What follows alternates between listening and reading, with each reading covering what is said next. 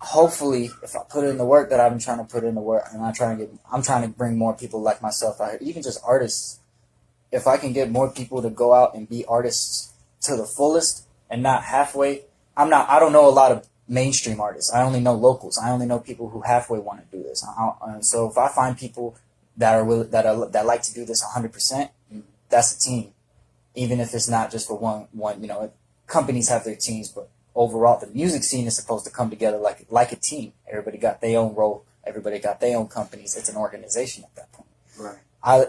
I definitely see that coming within the next 3 to 5 years because there's already 2 of us, and that's just what I see. I know there's more. Definitely. Everybody that you interview on this podcast, if you on an interview in this podcast, you're doing something in Tucson because you made the motivation out to come out here and do it. And you know that I'm definitely looking for the people that's putting in the work and trying to make sure we get them out here and promote them. So I'm definitely rocking with you. So I think with the progress that we going, it's definitely gonna happen. And I feel that, and that's why I asked you, whether you see it happening in the next 3 to 5 years, because from me talking to people, I see that the shows before COVID hit, that there was more shows happening, and I heard that there wasn't really a lot of open mic shows going on before I got here. You know what I'm saying? So what I'm doing is just, leading by example. I'm not tripping off anybody copying any moves or anything like that because it all helps the music scene. It all helps us advance. And as long as we advance as a group, as in a whole, you know what I'm saying, it'll help everybody individually. You see what I'm saying? So the more we make the Tucson music scene, the more UNDEAD EXSPIRAVIT be able to get seen. The more Michael Mick will be able to get seen. The more Flavor will be able to get seen. The more Jesus the guys will be able to get seen. You see what I'm saying? So that's what it's all about. Now to keep this rolling, you sent us some music in. What's the track that you sent in that we was talking about earlier? The one you mentioned, I call it "Fuck the Money." Fuck the Money. Fuck the Money. I like that song. So tell us a little bit about that song. How you come up with what was the idea behind that song? The song itself with "Fuck the Money" is I'll try to put it as bluntly as possible. What was on my mind, what was going on with everybody else. Not even everybody else, because, I don't really talk to people like that, so who would I be calling out? When I say I'm calling out some bitches out here, they just some bitches out here. Right. They ain't gonna step forward, so and even if they was, I wouldn't use their name on a song because they automatically fall into a category. So why would I? And then you don't want to promote, you know what I'm saying? No. And then it changes the subject. Man, who are you talking about? That's not what I'm talking about. Right.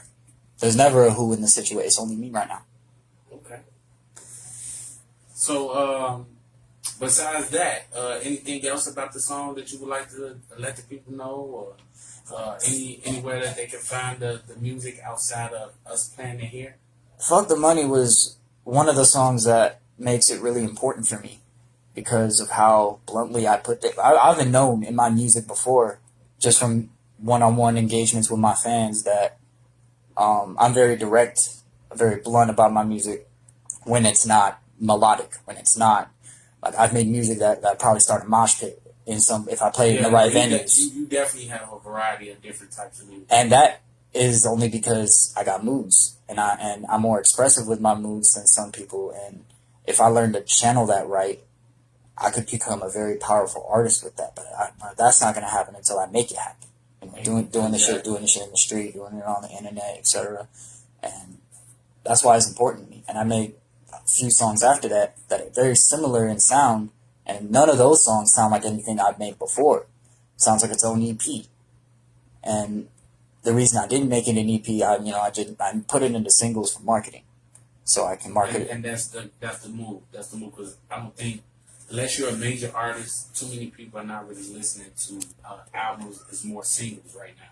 So you'll win by doing exactly what you said that you're planning on doing. Yeah, the plan is to motivate, and really because there's people who have anxiety, and a lot of I'm gonna bring up anxiety real quick because people that listen to my music, a lot of my listeners have it. We talk about it on Messenger, and I'm trying to, and I want to let these people know that, like, they're not the only one, but it's kind of boring to say that because everybody else wants to tell you that you're not the only one who goes